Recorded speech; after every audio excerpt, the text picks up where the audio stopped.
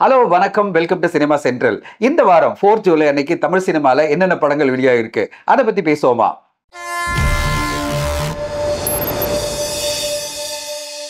இந்த வாரம் 4 ஜூலை அன்னைக்கு 6 தமிழ் திரைப்படங்கள் வெளியாகிருக்கு. இந்த 6 திரைப்படங்கள் என்னென்ன அப்படின்னு பாத்தீங்கன்னா, முதல்ல பறந்து போ படத்தை சொல்லலாம். அடுத்ததா 3 BHK, அடுத்ததா எல்லோரும் எதிர்பார்த்த சூர்யா சேதுபதியினுடைய நடிப்பில் வெளிவந்த ஃபீனிக்ஸ் படம். 4வதா படம் பாத்தீங்கன்னா அக்கேனம் அப்படின்ற ஒரு படம் வெளியாகி இருக்கு. 5வதா குயிலி அப்படின்ற படம். 6வதா அனுகிரகன். இப்படி 6 திரைப்படங்கள் ஒரே நாள் வெளியாகி இருக்கு. தமிழ் சினிமால 3-4 திரைப்படங்கள் வெளியாக வரான்னு பலமுறை சொல்லியிருக்கேன். ஆனா யாரும் கேட்கறதா இல்ல. அவங்க பாட்டு படத்தை ரிலீஸ் பண்ணிட்டே இருக்காங்க. ஆடியன்ஸ் அட்டென்ஷன் வந்து எல்லா திரைப்படங்களும் இருக்கிறது இல்ல. 1-2 திரைப்படங்கள், மேக்ஸிமம் போனா 3 திரைப்படங்கள் தான் அட்டென்ஷன் இருக்கு. அப்படிப்பட்ட சூழ்நிலையில இன்னைக்கு 4 ஜூலை அன்னைக்கு 6 திரைப்படங்கள் தமிழ்ல வெளியாகி இருக்கு. இந்த 6 திரைப்படங்களை பத்தி பேசுறதுக்கு முன்னாடி உங்களை ஒரு கேள்வி கேட்கணும். கடந்த வாரம் 27 ஜூன் அன்னைக்கு வெளியான படம் மார்கன். அந்த படம் வெளியாகி நல்ல வரவேற்புல இருக்கு. எத்தனை பேர் படம் பார்த்தீங்க? படம் பார்க்கலாம், கண்டிப்பா போய் பாருங்க. எல்லோருமே அப்ரிஷியேட் பண்ணிட்டு இருக்காங்க. ஒரு நல்ல சூப்பர் நேச்சுரல் இன்வெஸ்டிகேட்டிவ் த்ரில்லரா வெளிவந்திருக்கிற மார்கன் படத்தை திரையரங்குல பாருங்க, கண்டிப்பா உங்களுக்கு பிடிக்கும். சரி, இந்த வார படங்களுக்கு போவோம். முதல்ல 3 BHK படத்தை பத்தி பேசுவோம். 3 BHK படத்தை வந்து அருண் விஸ்வா அவருடைய சாந்தி டாக்கிஸ் நிறுவனத்துக்காக தயாரிச்சிருக்காரு. இந்த படத்தை வந்து ஸ்ரீ கணேஷ், நம்ம வந்து 8 தோட்டாக்கள் ஸ்ரீ கணேஷ் சொன்னால எல்லாருக்குமே தெரியும், ஒரு நல்ல இயக்குனர், அவருடைய இயக்கத்தில் இந்த படம் வந்திருக்கு. இந்த படத்துல சித்தார்த், சரத்குமார், தேவயானி, மீதா ரகுநாத் அப்படின்னு பல பேர் நடிச்சிருக்காங்க. மிக முக்கியமான ஒரு படமா எல்லோரும் எதிர்பார்க்கப்பட்ட படம். ஏன்னா 3 BHK அவங்க டைட்டில் அனௌன்ஸ் பண்ணதுல இருந்து எல்லோருமே இது ஒரு கியூரியாசிட்டி கிரியேட் பண்ண படமா இருக்கு, எல்லோரும் பார்க்கணும்னு ஆசைப்பட்ட ஒரு படம். நானும் ரொம்ப ஆசைப்பட்டு இந்த படத்தை பார்த்தேன். எனக்கு இந்த படம் பார்த்த உடனே ரொம்ப பிடிச்ச விஷயம் என்னன்னு பாத்தீங்கன்னா, ஒரு யதார்த்தத்தை மீறாத ஒரு நல்ல திரைப்படத்தை வந்து ஸ்ரீ கணேஷ் கொடுத்திருக்காரு. எல்லோருக்குமே என்ன ஆசை இருக்குன்னா, நம்மளுக்கு ஒரு வீடு வேணும், சொந்தமா ஒரு வீடு வேணும்ன்ற ஆசை எல்லோருக்குமே இருக்கும். அதுவும் பர்டிகுலரா லோயர் மிடில் கிளாஸ் ஆளுங்களுக்குலாம் இருக்கிற ஒரே ட்ரீம் என்னன்னா, நம்மளுக்கு ஒரு சொந்தமா வீடு இருந்தா ரொம்ப சந்தோஷமா இருக்குமே, நம்ம இஷ்டப்படி வாழலாமே அப்படின்ற எண்ணம் எல்லோருக்குமே இருக்கும். அப்படி நினைக்கிற எல்லோருக்குமான ஒரு ட்ரிபியூட்டான படமா தான் நான் 3 BHK படத்தை பார்க்கிறேன். இதுல வாசுதேவன் என்ற கேரக்டர்ல சரத்குமார் சார் நடிச்சிருக்காரு. ரொம்ப அருமையான நடிப்பு. அவர் வந்து நம்ம வந்து ஒரு சுப்ரீம் ஸ்டாரா பார்த்திருக்கோம், மாஸ் ஆக்ஷன்லாம் பார்த்திருக்கோம். இந்த படத்துல ரொம்ப சப்டியூடான ஒரு கேரக்டர் வாசுதேவன். பல தோல்விகளை பார்த்த ஒருத்தனுடைய கேரக்டர். அவர் தோல்விகளாவே போயிட்டு இருக்கு. அவர் வாழ்க்கையில அவர் நினைச்சது எதுவுமே நடக்கல, கஷ்டப்பட்டுட்டே இருக்காரு. அவருக்கு எப்படியாவது ஒரு வீட்டை வாங்கிட முடியாதா அப்படின்னு நினைக்கிறாரு. ஆனா ஒவ்வொரு முறையும் அவருக்கு தோல்விதான். அப்படிப்பட்ட தோல்வியிலிருந்து மீண்டு வந்து அவர் வந்து வீடு வாங்கினாரா இல்லையா, இதுதான் இந்த படத்தினுடைய கதை.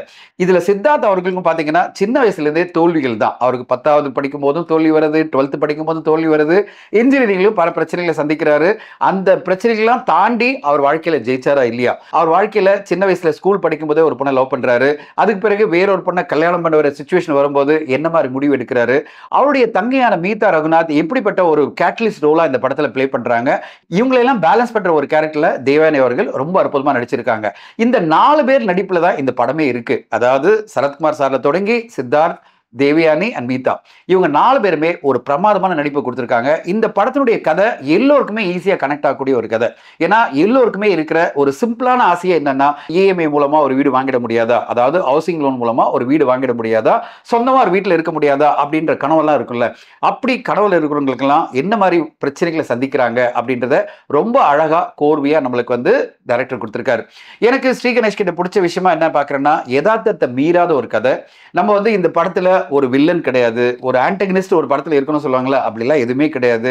எந்த ஒரு கான்ஃபிளிக்ட்டுமே கிடையாது. அதாவது பிரச்சனைகள் நம்மளுக்கு வருது இல்ல, வாழ்க்கையில நம்ம வந்து ஒரு விஷயத்தை அச்சீவ் பண்ண நினைக்கும் போது நம்ம பிரச்சனைகளை எதிர்கொண்டுட்டே இருப்போம்ல, அந்த பிரச்சனைகளை ரொம்ப அழகா அடுத்தடுத்த கட்டமா கொண்டு போறாரு. அதுக்காக டிப்ரெசிங் படம்லாம் கிடையாது. ஃபர்ஸ்ட் ஹாஃப்ல கொஞ்சம் நம்மள வந்து என்னடா இது ஒரே சோகமயமா போதே நினைப்போம். ஆனா செகண்ட் ஹாஃப்ல பாசிட்டிவான விஷயங்களும் நடக்கும். நட்பு எப்படி வந்து நம்மளை அடுத்த கட்டம் கொண்டு போவோம், அது பிறகு நம்ம உழைப்பு எப்படி அடுத்த கட்டம் கொண்டு போவோம், நம்ம என்ன ஆசைப்படுறோமோ அதை பண்ணும்போது எப்படி வாழ்க்கையில் ஜெயிக்க முடியும் அப்படின்றத ரொம்ப அருமையா ஸ்ரீ கணேஷ் இந்த படத்துல கொடுத்திருக்காரு. இப்படிப்பட்ட ஒரு யதார்த்தமான படைப்பை ப்ரொடியூஸ் பண்ணணும்னாலே ஒரு மிகப்பெரிய தைரியம் வேணும். அதுக்கு வந்து அருண் விஸ்வாக்கு நம்முடைய வாழ்த்துக்கள். 3 BHK எல்லா குடும்பங்களுக்கும் பிடிக்கிற ஒரு கதையா நான் பார்க்கிறேன். மிடில் கிளாஸ் குடும்பங்கள் மட்டும் இல்ல, எல்லா குடும்பங்களும் யாரெல்லாம் ஒரு ட்ரீம் இருக்கோ, ஒரு வீடு வாங்கணும் இல்ல வீடு கட்டணும்னு நினைக்கிறவங்களுக்கெல்லாம் ஒரு நல்ல படமா இந்த படம் ஒரு இன்ஸ்பைரிங் படமா இருக்கும் தான் நான் எதிர்பார்க்கிறேன். திரையரங்குல போய் பாருங்க. அடுத்த படம் என்னன்னு பாத்தீங்கன்னா, அது ராம் சாருடைய டைரக்ஷன்ல வெளிவந்திருக்கிற பறந்து போ படத்தை சொல்லலாம். பறந்து போ படத்துல மிர்ச்சி சிவா, கிரேஸ் ஆண்டனி, அஞ்சலி அப்படின்னு பல பேர் நடிச்சிருக்காங்க. மித்துல் அப்படின்ற ஒரு சின்ன பையனும் இந்த படத்துல ஒரு முக்கியமான கேரக்டர் நடிச்சிருக்கா. அவன் தான் மிர்ச்சி சிவானுடைய பையனா நடிச்சிருக்கான். இந்த படத்தினுடைய கதை என்னன்னு கேட்டீங்கன்னா, நீங்க வந்து ஒரு பெரிய கதையெல்லாம் எதிர்பார்க்க வேணாம். ஒரு வாழ்வியல பார்க்கலாம். ஸ்லைஸ் ஆஃப் லைஃப்னுவாங்க. ஒரு மிடில் கிளாஸ் வாழ்க்கை வாழற மிர்ச்சி சிவானுடைய வாழ்க்கையில் நடக்கிற நிகழ்வுகளுடைய தொகுப்பா இந்த படத்தை நீங்க பார்க்கலாம். எப்படின்னா, மிர்ச்சி சிவா வந்து லோன் வாங்கிட்டு அந்த லோனை கட்ட முடியாம தவிக்கிறாரு. வீட்ல இருந்துகிட்டே பையன்கிட்ட சொல்றாரு, வந்து லோன் கேட்கறவங்கிட்ட நான் வீட்ல இல்ல சொல்லுன்றாரு.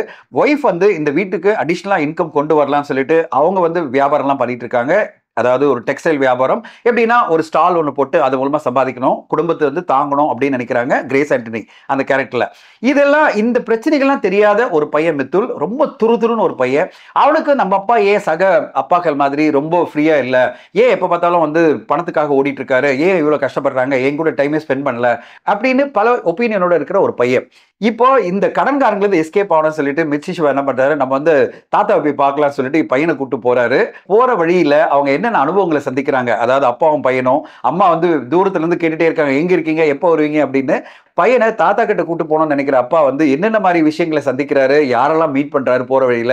அது இன்ட்ரெஸ்டிங்கான நிகழ்வு என்ன வரும்னா, பையன் சொல்லுவான் என்னுடைய வந்து கேர்ள் ஃப்ரெண்டை பார்க்கணும்னு கூட்டு போவான். கேர்ள் ஃப்ரெண்டை பார்க்க போற நேரத்துல இவர் வந்து மிர்ச்சி சிவா வந்து போற வழியில பாத்தீங்கன்னா இவருடைய ஸ்கூல் கேர்ள் ஃப்ரெண்டை பார்ப்பாரு. அதுதான் அஞ்சலி.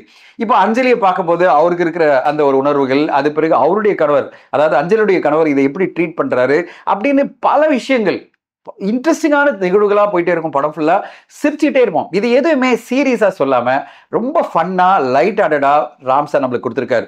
இந்த படம் ஃபுல்லாவே ஒரு கவிதைத்துவமான படமா நம்ம சொல்லலாம். இந்த கவிதைத்துவமான ஒரு படைப்புக்கு வந்து மிக முக்கியமா யார் 2 பேர் இருக்காங்க பாத்தீங்கன்னா, ஒன்னு வந்து சந்தோஷ் தயாநிதி மியூசிக் டைரக்டர், அடுத்ததா மதன் கார்கி. ஒரு படத்துல நம்ம வந்து 4 சாங்கே பார்க்க முடியாது. ஆனா இந்த படத்துல கிட்டத்தட்ட 19 சாங் இருக்கு. ஆனா அது எதுவுமே நம்மளுக்கு ஃபீல் வராது. ஏன்னா பாடல்கள் வந்துட்டே இருக்கும், பேக்ரவுண்ட்ல வந்து இந்த சாங் வந்துட்டே இருக்கும், கதையை நகர்த்தி கொண்டு போயிட்டே இருக்கும். அவ்வளவு பிரமாதமா இவங்க 2 பேரும் இந்த படத்துல கான்ட்ரிபியூட் பண்ணியிருக்காங்க. ஒரு கவிதைத்துவமான, ஒரு லைட் ஹார்ட்டடா, ஹியூமரஸா, ஸ்லைஸ் ஆஃப் லைஃப்னுவாங்க, வாழ்க்கையில நடக்கிற சில நாட்கள்ல நடக்கிற ஒரு நிகழ்வை வந்து ரொம்ப பிரமாதமா ராம் சார் நம்மளுக்கு கொடுத்திருக்காரு. அதுவும் வந்து சூப்பர் ஃபன்னா. அந்த பையன் வந்து அப்பா உண்டிலன் பண்றான், அதாவது டார்ச்சர் நம்ம சொல்ல முடியாது, அலப்பற. அவன் பண்றது எல்லாமே இந்த பையன் வந்து இப்படி எல்லாம் ஒரு பையன் வந்தா என்ன மாதிரி நம்ம விஷயம் கதி கலங்கும் அப்படின்றதுக்காக இந்த படம் வந்து நம்மள ரொம்ப என்டர்டெயின் பண்ணோம். நம்ம அந்த கதையோட டிராவல் பண்ணி போவோம். எப்படின்னா அந்த பையன் வந்து அங்கங்க மலை மேல ஓடி போயிடுவான். இவர் அப்பா எப்படியாவது அவனை கூட்டவனு ட்ரை பண்ணும்போது என்னென்ன பிரச்சனைகளை சந்திக்கிறாரு, அப்புறம் அந்த ஊர்ல வந்து இந்த பையனை இவர் கடத்திட்டு போயிடுவான்னு நினைக்கும் போது எப்படிப்பட்ட பிரச்சனைகளை அவர் சந்திக்கிறாருன்னு பல இன்ட்ரெஸ்டிங்கான விஷயங்கள் படம் ஃபுல்லா இருக்கு. ஒரு 2.25 மணி நேரம் நம்மளுக்கு போறதே தெரியாம லைட் ஹார்ட்டடா ஜாலியா சிரிச்சுக்கிட்டே படம் பார்க்கலாம். அவ்வளோ ஹியூமரஸான ஒரு ட்ரீட்மெண்ட்ல ரொம்ப சிறப்பா நம்மளுக்கு வந்து பறந்து போ படம் வந்திருக்கு. Hats off to Ram sir. அவரது ராம் சார்னாலே நம்ம எல்லாம் நினைப்போம் ரொம்ப சீரியஸான இன்டென்ஸான கண்டென்ட் கொடுப்பான்னு நினைப்போம். முதல் முறையா ஒரு லைட் ஹார்ட்டடா ஹியூமரஸான ஒரு படத்தை கொடுத்திருக்காரு. அதுக்காகவே நீங்க ஃபேமிலியோட போய் இந்த படத்தை பார்க்கலாம். அவ்வளோ சூப்பரா இருக்கும், செம்ம ஃபன்னா இருக்கும். கண்டிப்பா தியேட்டர்ல போய் பாருங்க, உங்க ஃபேமிலியோட பாருங்க, என்ஜாய் பண்ணுவீங்க. அடுத்த முக்கியமான படம் எதுன்னு பாத்தீங்கன்னா, எல்லோருமே எதிர்பார்த்தது சூர்யா சேதுபதி, விஜய் சேதுபதி அவர்களுடைய மகன் சூர்யா சேதுபதி அறிமுகமாகிற ஃபீனிக்ஸ் படம். ஃபீனிக்ஸ் படத்துல சூர்யா சேதுபதியோட வரலட்சுமி, சம்பத் அப்படின்னு பல பேர் நடிச்சிருக்காங்க. இந்த படத்தை தயாரிச்சு இயக்குனது யார் பாத்தீங்கன்னா, இந்தியன் சினிமாலே மிக முக்கியமான ஒரு ஆக்ஷன் கொரியோகிராஃபர் இருக்கிற அனல் அரசு அவர்கள். அனல் அரசு அவர்கள் வந்து Hindi cinema, Tamil cinema, Telugu cinema எல்லா லாங்குவேஜ்லயும் பாத்தீங்கன்னா மிகப்பெரிய ஒரு ஆக்ஷன் கொரியோகிராஃபர். அவர் வந்து இந்த படத்தை தயாரிச்சு இயக்கியிருக்காரு. ஒரு சின்ன பையன் 17 வயசுல இருக்கிற ஒரு பையன் வந்து தன் அண்ணனை கொலை பண்ணிட்டாங்களே என்ற ஒரு கோவத்துல சிட்டிங் எம்எல்ஏ, அதாவது இப்போ கரண்ட்ல எம்எல்ஏ இருக்கிற ஒருத்தரையே போய் கொலை பண்ணிடுறான். அதுதான் சம்பத் அவர்கள். அவரை கொலை பண்ண பிறகு இவனை ஜூனைல் ஹோம்ஸ்ல வந்து ஜெயில வச்சிடறாங்க. ஜூனைல் ஹோம்ஸ்ல அவனுக்கு பல பேர் டார்ச்சர் பண்ணிட்டே இருக்காங்க. அவனை எப்படியாவது கொலை பண்ணணும், ஏன்னா ஒரு சிட்டிங் எம்எல்ஏவே கொலை பண்ணிட்டான். அந்த பையனை எப்படியாவது கொலை பண்ணணும்னு நினைக்கிறது பாத்தீங்கன்னா எம்எல்ஏ ஒய்ஃபா இருக்கிற வரலட்சுமி அவர்கள். அவங்க என்ன சொல்றாங்க, இவ்வளவு சின்ன பையன் என் ஹஸ்பண்டை கொலை பண்ணிட்டான், விடக்கூடாது, அவனை வந்து ஜூனைல் ஹோம்ல வச்சு போட்டுருங்கடா அப்படின்னு சொல்லும்போது இந்த சின்ன பையன் எப்படி இவ்வளவு பெரிய எதிர்ப்புகளை எதிர்கொள்றான்றதான் இந்த ஃபீனிக்ஸ் படத்துடைய கதை. இதுல ஒரு ஸ்போர்ட்ஸ் ஈவெண்ட் வருது. அது அவருடைய அண்ணனார், அதாவது பிளாஷ்பேக்ல இந்த சூர்யா சேதுபதியுடைய அண்ணன் வந்து அந்த ஸ்போர்ட்ஸ்ல எப்படி ஜெயிச்சாரு, அந்த ஸ்போர்ட்ஸ்ல இவனும் எப்படி பார்ட்டிசிபேட் பண்ணா கடைசியில அப்படின்ற மாதிரி ஒரு கதை போகும். இந்த படத்தை நீங்க வந்து ஒரு மாஸ் ஆக்ஷன் கமர்ஷியல் படம் பார்க்கணும்னு ஆசைப்பட்டீங்கன்னா கண்டிப்பா பார்க்கலாம். எனக்கு ரொம்ப ஆச்சரியமான விஷயம் என்னன்னு பாத்தீங்கன்னா, சூர்யா சேதுபதி 17 வயசுல இருந்து இந்த படத்துக்காக தயாரானது.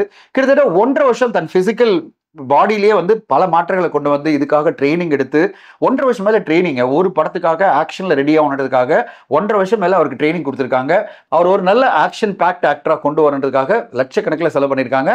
அதுக்கேற்ற மாதிரி சூர்யா சேதுபதி ரொம்ப பிரமாதமா தன் பாடியை ரெடி பண்ணி ஆக்ஷன் சீக்வன்ஸ் எல்லாம் கலக்கியிருக்காரு. இந்த மாதிரி ஒரு ஆக்ஷனை வந்து ஒரு சின்ன பையனை வச்சு பண்றது அவ்வளவு ஈஸி கிடையாது. ஏன்னா 19 வயசு 20 வயசு தான் இருக்கும். இப்போ இந்த வயசுலயே இவ்வளவு ஒரு ஆக்ஷன் சீக்வன்ஸ் எல்லாம் சூர்யா சேதுபதி பண்ணியிருக்காரு. கண்டிப்பா ஒரு மாஸ் ஆக்ஷன் ஹீரோ நம்மளுக்கு கிடைச்சிட்டாரு சொல்லுவேன் சூர்யா சேதுபதி. அவருக்கு வந்து அடுத்தடுத்த கதைகள் எப்படி அமைதுன்றத பொறுத்து அவருடைய கரியர் நல்லபடியா வரும்னு தான் எதிர்பார்க்கிறேன். At the same time Surya Sethupathi வந்து ஒரு ரொமான்டிக்கான படங்களை நடிக்க ஆரம்பிச்சு எல்லாரும் மக்களையும் கவர்ற மாதிரி வரணும். ஏன்னா ஒன்லி ஆக்ஷன் மட்டுமே இல்லாம ரொமான்டிக்கான படங்களும் நடிச்சாருன்னா ரொம்ப நல்லா இருக்கும். இந்த படத்தை பொறுத்தவரையும் சூர்யா சேதுபதியை ஒரு மாஸ் ஆக்ஷன் ஹீரோவா பிரசன்ட் பண்ணுன்றதா அனல் அரசு அவர்களுடைய எண்ணம். அந்த எண்ணத்துல அவர் ஜெயிச்சிருக்காரு நான் சொல்லுவேன். அனல் அரசுடைய ஆக்ஷன் சீக்வன்ஸ்னாலே அனல் பறக்கும், அதை சொல்லவே வேணாம். இந்த படத்துல பல காட்சிகள்ல ஆக்ஷன் சீக்வன்ஸ்ல அனல் பறக்குது. இந்த படத்துல பல அட்ராக்ஷன்ஸ் இருக்கு. அதுல முக்கியமான அட்ராக்ஷனா நான் சொல்லுவேன் ஆக்ஷன் சீக்வன்ஸ். அடுத்ததான் இந்த படத்துக்கு பிஜிஎம் கொடுத்த சாம் சிஎஸ் இந்த படத்தை அழகா பிஜிஎம் மூலமா எலிவேட் பண்ணியிருக்காரு. இப்படி ஒரு கமர்ஷியல் என்டர்டெய்னர்ல எல்லாருமே அவங்களுடைய பெஸ்ட்டை கொடுத்திருக்காங்க. ஒரு நல்ல கமர்ஷியல் என்டர்டெய்னர் இந்த வாரம் பார்க்கணும்னா நீங்க வந்து ஃபீனிக்ஸ் படத்தை போய் பார்க்கலாம். ஃபீனிக்ஸ் வீழான் அப்படின்றதான் டைட்டில். அந்த மாதிரி இந்த படம் வீழாதுன்னு நான் நினைக்கிறேன். மாஸ் ஆக்ஷன் படங்களை விரும்புற ரசிகர்கள்லாம் இந்த படத்தை தியேட்டர்ல பார்த்து செலிப்ரேட் பண்ணுவாங்கன்னு எதிர்பார்க்கிறேன். அடுத்து இந்த வாரம் வெளியான முக்கியமான படம் எதுன்னு பாத்தீங்கன்னா அது அருண் பாண்டியனுடைய தயாரிப்பு நடிப்புல வெளிவந்திருக்கிற அக்கேனம் படத்தை சொல்லலாம். இந்த படத்தை உதய்குமார் டைரக்ட் பண்ணியிருக்காரு. இந்த படத்துல அருண் பாண்டியனோட சேர்ந்து கீர்த்தி பாண்டியன் நடிச்சிருக்காங்க. கீர்த்தி பாண்டியன் அருண் பாண்டியனுடைய டாட்டர். அவங்க வந்து ஏற்கனவே 2-3 படம் நல்லா நடிச்சிருக்காங்க. ஒரு நல்ல நடிகையா அவங்களுக்கு பேர் இருக்கு. அப்பா மகளும் சேர்ந்து அக்கேனம் அப்படின்ற ஒரு த்ரில்லர் படத்தை நடிச்சிருக்காங்க. இது வந்து ஒரு சர்வைவல் த்ரில்லர் படம். இன்னும் நான் பார்க்கல. ஆனா நிறைய பேர் எனக்கு சொன்னாங்க சார் இந்த வாரம் வந்த படத்துல இந்த படம் ஒரு சர்ப்ரைஸ் வின்னரா இருக்கும் அப்படின்னு சொல்றாங்க. இப்படி ஒரு சின்ன பட்ஜெட்ல ஒரு அழகான சர்வைவல் த்ரில்லரை இந்த படம் மூலமா கொடுத்திருக்காரு இந்த டைரக்டர் அப்படின்னு படம் பார்த்தவங்க சொன்ன விஷயம் என்னன்னா ரொம்ப சர்ப்ரைஸா இருந்தது. இந்த மாதிரி ஒரு படமா நாங்க எதிர்பார்க்கல அப்படின்றாங்க. டைட்டில் இன்ட்ரிகா இருந்த மாதிரி படமும் இன்ட்ரிகா புதுசா இருந்ததுன்னு தான் எல்லாரும் சொல்றாங்க. நான் சீக்கிரமா பார்த்துருவேன், நீங்களும் பார்த்துருங்க. அடுத்ததா இன்னும் 2 படங்கள் வெளியாக இருக்கு. ஒன்னு வந்து குயிலி அப்படின்ற படம். இது வந்து கடந்த வாரம் வெளிவந்த படம் குட் டே அப்படின்ற படத்துல வந்து பாத்தீங்கன்னா எவ்வளவு வந்து ட்ரிங்கிங் ஹேபிட் ஒரு குடும்பத்தையே பாதிக்குது, ஒரு மனிதனை எப்படி புரட்டி போடுதுன்ற பத்தி நான் பேசியிருந்தேன். அதே மாதிரி குயிலின்ற படமும் அதே மாதிரி ஒரு கான்செப்ட் தான் அப்படின்னு என்கிட்ட சொன்னாங்க. அந்த படத்துல குடியால பாதிக்கப்பட்ட ஒரு குடும்பத்திலிருந்து வந்த ஒரு பெண்ணு எப்படிப்பட்ட முயற்சிகள் எடுக்கிறாங்க, இந்த குடியை வந்து தடை பண்ணணும் அப்படின்றதுக்காக என்ன மாதிரி போராட்டங்களை பண்றாங்க அப்படின்ற மாதிரி ஒரு கதையை கொடுத்திருக்காரு சொன்னாங்க. அந்த படத்தையும் நான் பார்க்கணும்னு ஆசைப்படுறேன். ஏன்னா இந்த மாதிரி படைப்புகள் எடுக்கிறதுக்கு மிகப்பெரிய தைரியம் வேணும். ஏன்னா குடிக்கு எதிராக ஒரு போராட்டம் பண்ணணும் அப்படின்னு சொல்லிட்டு ஒருத்தர் இறங்கி இப்படி ஒரு படத்தை எடுக்கிறதே வந்து நம்ம கண்டிப்பா பாராட்ட வேண்டிய விஷயமா பாக்குறேன். இப்ப பாருங்க, தொடர்ந்து இந்த குடிக்கு எதிராக பாட்டில் ராதா படம், அதுக்கு பிறகு குட் டே, இப்போ வந்து குயிலி, இப்படி பல படங்கள் வந்துட்டே இருக்கு. இந்த படங்களுடைய குமுலேட்டிவ் எஃபெக்டா அட்லீஸ்ட் ட்ரிங்கிங் என்ற ஒரு ஹேபிட்டுக்கு எதிராக ஒரு மாற்றம் மக்கள் மத்தியில் வரணும் தான் எதிர்பார்க்கிறேன்.